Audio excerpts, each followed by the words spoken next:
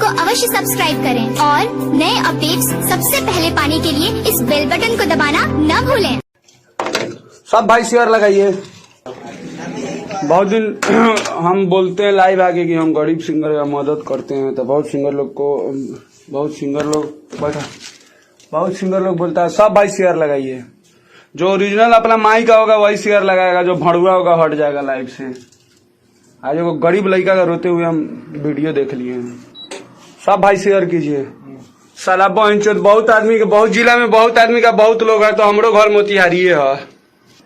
गाली नहीं देंगे लेकिन हमारे बात का जवाब देना होगा सबनी को पहले। और कार्य अखिलेश बिक्कू तुमको छोड़ दिया था। सब भाई जुड़िया शेयर कीजिए। उसको स्टूडियो में लाइव आके थप्पड़ चलाते हो तुम लोग। आज लड़का का लाइव देखे हैं हम, पूरा लाइव। ऐसे पहले हम लाइव नहीं आए, टाइम देके नहीं आते थे, छोड़ देते थे। हम कहते थे का बोले। तुम चैनल चलाता रहे अखिलेश कश्यप, मेरी बहन पे गाना गवाएगा। कार्य ससिया तू लाइव में जुड़ता रे। तू आज एगो लड़का के थप्पड़ चलैले है, खेसरिया के गरिया तनी हमरा से फड़िएबे रे। तू अभी लाइव के देखो तारे, तू काहे मार ले लड़का के अभिषेक शुक्ला के रे। तू अमितवा पहुंचा तनी बिहान रक्सौल तोनी के गाड़ फाड़े। बारे बाप के औलाद सन तोनी के। लड़का के लाइव देख ले बानी, दिल रो दे ले बा। सब भाई शेयर कीजिए आप लोग लाइव को।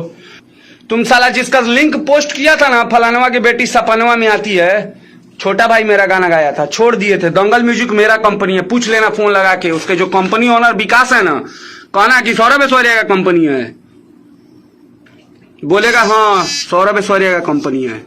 झाट नहीं उखाड़ता है सौरभ ऐश्वर्या, समझ में आया साला। तुम्हारा कैसे रहे, तुमको अधिकार कौन दिया। लिखता है कि नीलुआ पिलुआ तो सही है, और वो तुम्हारे मौसी पे गाना गाया। तुम बोल रहे हो। हम डरते नहीं, हम किसी साले के सपोर्टर नहीं है। साला बहुत बर्दाश्त करते हैं, बहुत। साला गरीब सिंगर पे हाथ उठवाते, लाइव आके शो करते हो कि लोग डरता है। अखिलेश कश्यप देख दे, एड्रेस लिख, घर मठिया डी ढाका रोड, ऐसे ज्यादा एड्रेस दी। सौरभ ऐश्वर्या नाम है, सर्च कर लिए यूट्यूब पे। के ले पूजल इसकी खेसारी लाल यादव हमार गाना गावलन तो कुछो गवा देवे उनकरा से। काजल तोहर माई रंग डलवाई के बदल गईलू। काजल तोहर माई की तोहर मौसी रे भणुआ। बोल, काजल तोहर माई की भौसी। गरीब लड़का की हेलंग दाग देखावत रहल। जब लोग के गाना 100 मिलियन ना पहुंचे तो झाट भर के लड़का के 100 मिलियन यही सौरभ ऐश्वर्या पहुंचैले बारन। हमरा से खेलबे यूट्यूब में, खेलना। तोरा चैनल पे 5 दिन पहले पेलले रहे, कस भैया गाना फ्री में लिख देंगे। मत धम कही, हम कौनो माधर चौदवा से ना डरानी। हमारा चैनल पे अब ना खेल, एगो के 5 गो स्ट्राइक खेल हमरा से। आप लोग को सही बात बता रहे हैं, भोजपुरी का सबसे अगर कोई लाजवाब अगर कोई हीरो है ना तो मनोज आर पांडे है। मुंह पे बोलता है। ओकरा ऐसा तू स्मार्ट बारे कि ओकरा ऐसा तू डांस कर देबे कि ओकरा ऐसा फिल्म कर लेबे। चाची के बाची सपनवा में आती है, एक मतलब बताओ हमरा। बस हम कुछ नहीं, हम हमारा तोरा से कोनो सवाल। अगर हमारा तोर गाड़ी बुरा लागता, तू राइटर हो बस। 500 550 लोग देखत है लाइव, चुतिया है लोग। आवलन तोर साहब कहलन कि हम रजिस्टर्ड करा लिए। एगो उनकरे नाम पूरा बिहार यूपी में खेसारी बा का, एगो उनकरे नाम बा, एगो उनकरे नाम बा खेसारी लाल यादव। आ खेसारी ओरिजिनल नाम शत्रुघ्न बा। बिहान से कब पोस्टर पर शत्रुघ्न लाल यादव लिखेला, क लिखेला ना डेरानी कोनो भणुआ से। हम लड़का के रोवा वालिस भणुआ लाइव आवलिस लोग के देखावेला कि हम सुन। और जन तू लिंक पोस्ट कर ले रहू, फलानवा के बेटी सपनवा में आती है, एक भाई ने, वो छोटे भाई है। गाना का ऑर्डर हम कंपनी मालिक, मेरा मन हम किसी से गवाए। बिक्कू गाया, हमसे पूछ के गाया। पूछना प्रियांशु सिंह से, तुम बिना परमिशन का गाना नहीं गवाए हैं बिक्कू से। हम बोले हैं गवाने के लिए, हम बोले हैं रे हम बोले बनी रे अखिलेशवा, हम बोले बनी। आओ ना 10 गो लोग के धोले वाली से राइफल पिस्टल के साथ कहली सब यही होगा। तोर बाप जब पिस्टल ना देखलन तो सौरभ ऐश्वर्या तब फेंक देले रहे। रे तू कैसा राइटर बारे, तोरा में एक दिन और समझैले रही, तू नानू मान ले रहे। देखिए भाई लोग, शौक नहीं होता है गाली देने का। आप लोग 2 मिनट रुकिए। ये देखिए मेरा डेस्कटॉप, और आपको हम दिखाते हैं इस भड़ुआ का भड़ुआ गिरी। एक दिन पहले भी हमको टॉर्चर किया था। हम अपना व्हाट्सएप चालू कर रहे हैं, देखिए गलत नहीं दिखाते हैं। इस भड़ुआ ये डरे से नहीं लगा था, हम कई दिन से मूड में थे कि मेरे सामने धरा है साला वो गरीब लड़का को अपने एरिया में मारना रे शेर के चोदल बाड़े तो बोल तोर कौन फैन हो रे फैन बतियाता नाम सुन के तो आधा लोग रेस रहेला और हम गरीब सिंगर के मसीहा आई सुन हम गरीब सिंगर हर साल एगो गरीब सिंगर हम हिट करावनी हर साल ओपन चैलेंज डेट टाइम देख 5/6/2021 घड़ी में 9/18 होता। आज से तू एगो नया सिंगर के हिट करा के दिखा देना तो हमरा बोल जितना दिन में तू उठा पैदा कर तोरा लागेला कि हमर कलम के ताकत बना रे तू खेसारी लाल यादव के आवाज के पावर बड़े कुछो गाई पार्टी और व्यू बा नया ना पैदा कर अपना जिंदगी में एगो सिंगर के नाम बता दे कि फलानवा सिंगर को हम हिट किए हैं फलानवा की बेटी है ये कथी है गले बा की चाची के बाची चाची तोर माई तोरा बहन के खेसारी लाल यादव याद करल तोरा बहन के चाची के बाची तू साला हमारी बहन हुई चाची की बाची हमारी बहन पे गाना गवाएगा तू केकरो बहन पे गाना गवा देबे गावे वाला सबसे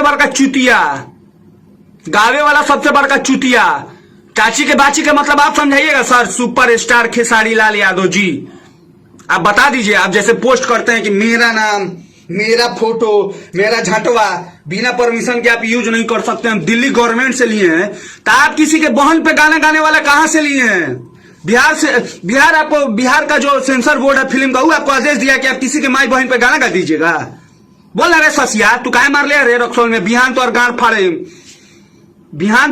फाड़े न तो अभी लड़का हमरा फोन करके रोले बा अमितवा तू हाथ चल लिया आओ तनी बिहान इंतजार कर साला किसी के मतलब आपकी बेटी पे गाना गा दिया तो बुरा हो गया हमारा से लग बेकार है पहुंची रक्सौल तू काहे मार ले रे लड़का के काहे मार ले रे चाची के बाची तू सपनवा में आती है मतलब तू समझाओ साला ऐड हो साला रुक तू ऐड हो भेज रिक्वेस्ट ऐड हो साला उ लड़का हमरा फोन करके रोवत रहो लड़का के हम ना छीनो नहीं तोरा छीनो नहीं हमर अपन हो या गैर गलत के सपोर्ट करे वाला के मुंह में मुद्दे जाके मार चला साले लड़का के खेसारी लाल बात फोन तोहर साला वो हमरा फोन करके रोवता साला स्टार के मतलब का झाट लंड जे मन में ऐसे गा दी बुरका भाल तू बताओ साला चाची की बाची सपनवा में आती है इसका क्या मतलब हुआ रे चाची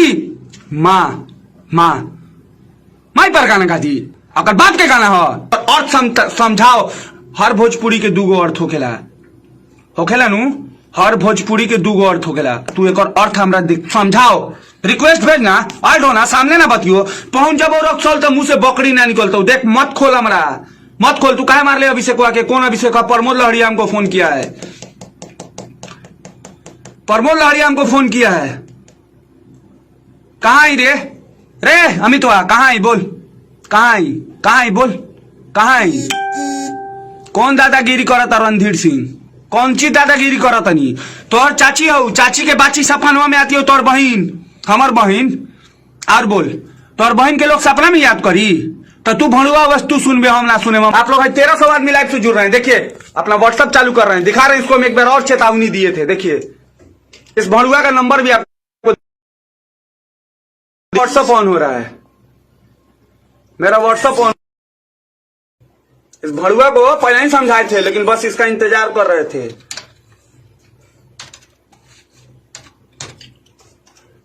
देखिए इस भड़ुआ यही भड़ुआ का ये भड़ुआ है इस भड़ुआ ये हमको फोन करके इसके नंबर से गाली गलौज आ रहा था हम मैसेज किए थे हाय उसके बाद हम इसको क्या बोले थे ये आप लोग को सुना रहे हैं रुकिए चोर चुहार थोड़े हैं सुनिए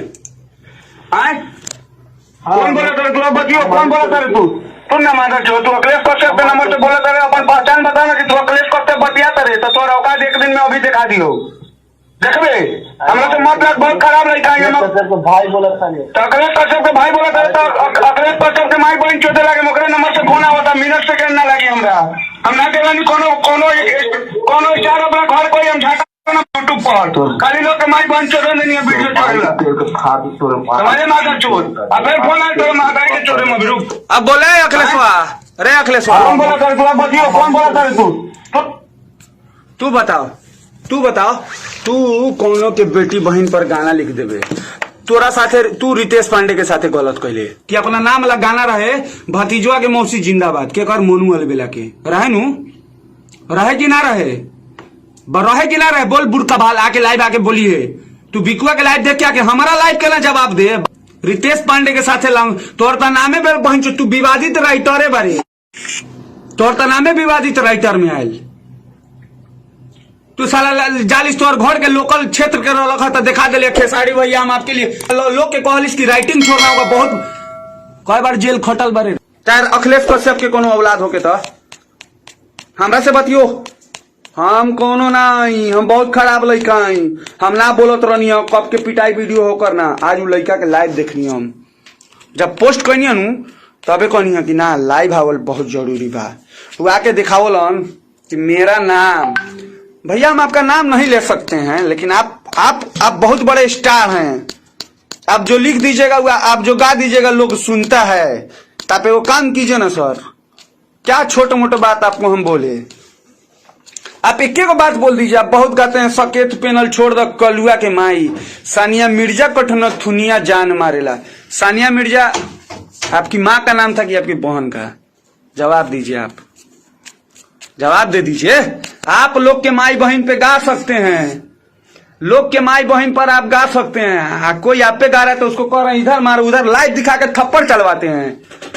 हमसे ना बतियाइए। आपके राइटर के, अगर आपका राइटर अखिलेश कश्यप क्या बोलवाइएगा लाइव में, लड़का को मरवाते हैं आप लोग, गरीब लड़का को। उसके बहन का नाम काजल है, बोला है ना, बोला है ना कि मेरे बहन का नाम काजल है। आप गाना गाए थे रंग डलवाई के बदल गई काजल। काजल आपकी माँ थी कि बहन?